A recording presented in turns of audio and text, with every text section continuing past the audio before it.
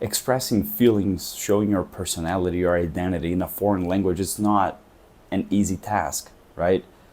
While I was traveling, I was able to talk to a lot of people from different countries, and that showed me that it's possible, yeah, to show who you are in a foreign language. I used to be quite skeptical about that, but English has become my second personality, or at least my second personality is only expressed in English. I don't know how to explain that. There is a reason behind that, of course. I have been teaching English for a long time, so most of my day I actually speak in English rather than Portuguese, my mother tongue. So it is something that is quite dominant in my life now. English has become part of me.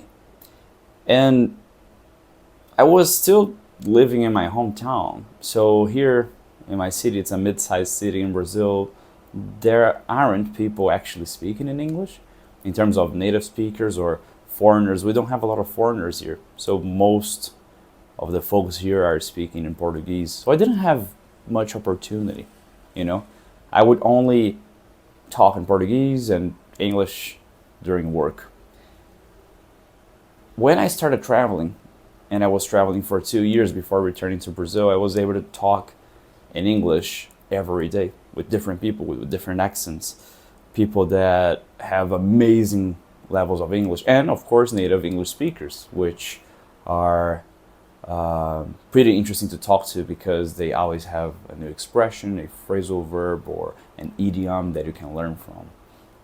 And, you know, whenever you talk in a foreign language, it's not the language that you were raised with.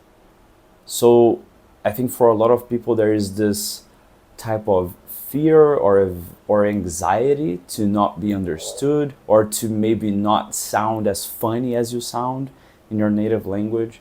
So creating new bonds, creating new friendships or relationships can be quite hard when you start traveling or when you need to move to a new country. Like, how can I create real bonds and not only weak ties, right? But I think once the language becomes part of you, once you actually start utilizing that language on a daily basis, start living that language, things change.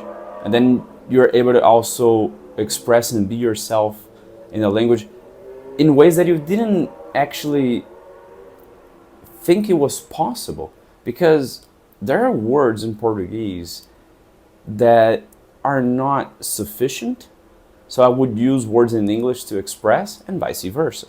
There are words in Portuguese that are very unique and they have a very specific meaning that cannot be translated to English. So that happens. You know, we exchange some information between languages in ways to express our emotions, our desires. So for example, I remember when I was in Thailand, my favorite word, I don't know if I'm pronouncing correctly right now because it has been a long time, but it's something like mangkiao or mangkiao, something like that, which means it's basically the feeling that one has when he or she sees something very cute and there's the urge of squeezing it. The word means that. This feeling, you know, when you see something cute, you're like, oh my God, this is so cute. They have a word for that. It's amazing. We don't have a word for that in English. We need to make a whole sentence to express that feeling. And that's the same in Portuguese. We don't have that word. So the more languages you acquire, you can express yourself better. And this is not something that you are transposing your personality to. You're transposing that to your personality. So when you're speaking in a different language, it's not that you're dividing your personality into a different person. No, you're using that language to be more of a complete and complex personality. So you're not being a foreigner per se, in terms of, I don't know how to express myself. No, you're using that language to be more of yourself. And that's what I saw and that I realized with English, that I was able to be something even bigger because I was able to express different things and maybe be funny in different ways that I wouldn't be able to be in Portuguese, because every language will have a limitation at a certain point, as English also has. So there are things that I can only express in Portuguese, not because I'm a native speaker, just because of what the language allows me to. So, yeah, I highly recommend learning English, of course, first of all, because the bonds that you can create when you're traveling, or if you work in a multinational, or if you have contacts with people in foreign countries, it's immeasurable. It's something that I wish I could convey, but I wouldn't be able to meet and have very strong connections with people from all around the world if I hadn't known English. Like, okay, you can translate some texts and communicate and create a bond, but it's not the same as talking, like really, really talking. People that are from all around that have their own specific accent and their own specific set of vocabulary because it's a foreign language. Like, this is extremely valuable.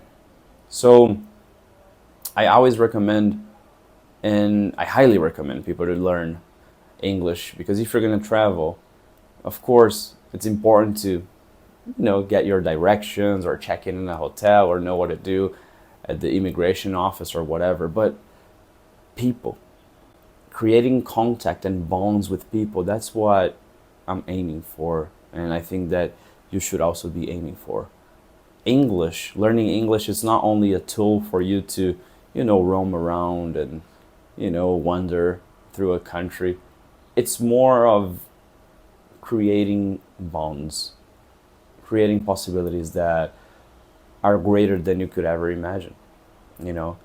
I could rely on so many people from all around the world now, and they can also rely on me. And that's only because we were talking, really talking, having real significant exchanges. And I don't think that there's something bigger than that. It's very hard to measure, of course. It seems quite abstract, like creating bonds, and what does that even mean? But I think in the end, the more people you know, especially from different cultures, the better you become, because your horizon broadens. You're not only a person from your city that knows your own culture. You understand other cultures and you respect other things, and you know how to act in other places, and maybe you get even curious about learning those people's languages. But yeah, I highly recommend, again, learning English and exploring the world, not only through your own lenses, using other people's lenses to do that. And I think the best way to wear someone's lenses is through English. So, thank you.